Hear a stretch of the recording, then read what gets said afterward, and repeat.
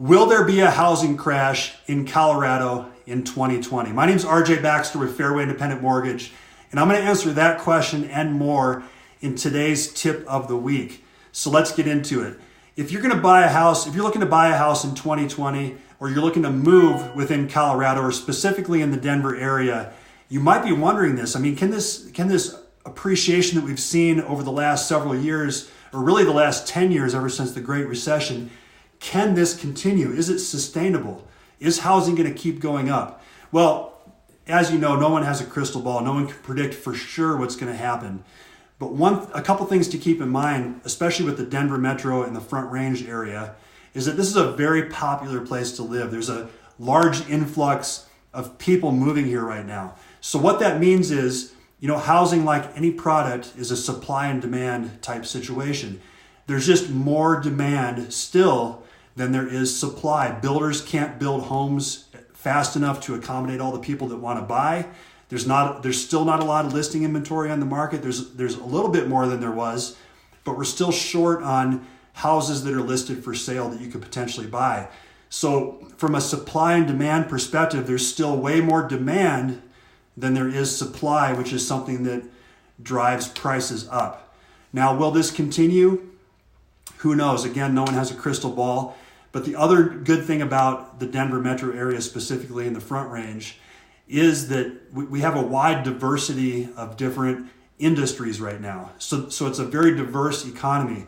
If you look back at Denver in the 80s and earlier, we were very focused on basically oil and gas was the biggest industry here. And 40-50%, something like that, of the economy was tied to oil and gas. I've heard statistics that currently there's not one industry that has more than 10% of the jobs in the Front Range area. So that means that we have a wide diversity of different jobs. There's a lot of jobs available in the Denver area, and that's going to also continue to drive the economy. So whether that continues or not, who knows? But another thing too that I talk to my clients about all the time, because people wonder about this, is it the right time to buy? Should I do it? Is housing going to crash like it did in 2008?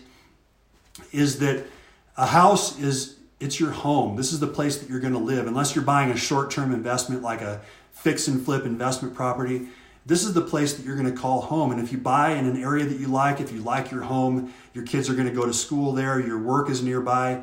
So unless you plan to sell the house and move, really, if housing goes down a little bit, you're not realizing that loss unless you sell the house. So, is it good that housing goes down if it does go down? No, of course not. But if you're not going to sell the house and you're going to be in the house for the long term, housing historically is a very good investment. You're going to pay down the mortgage over time. And I've seen statistics. Now, I haven't verified this on the accuracy of this, but I've seen statistics something like 5.5%, 5.75% over the last 30 years in the Denver metro area, average appreciation. And that takes into account the terrible years we had in 07, 08, 09, when housing in a lot of areas was going down.